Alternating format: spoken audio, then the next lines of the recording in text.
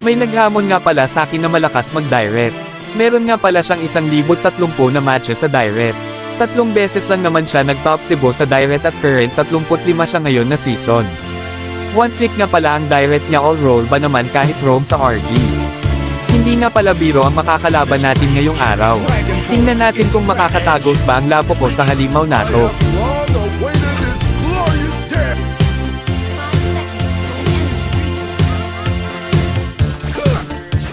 Dito nga guys, akala ko naglag siya. Pinagbigyan lang pala ako, pinapatay lang pala ng isa para daw di ako madurog.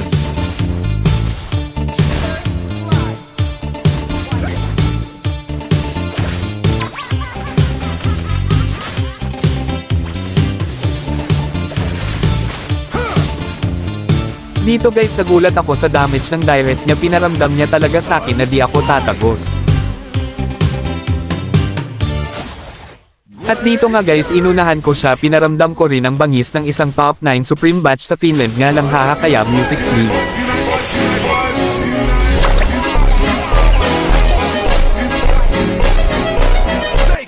Dito nga guys, naunahan ako magbitaw ng skill at sobrang sakit na niya, hindi na talaga ako pinagbigyan.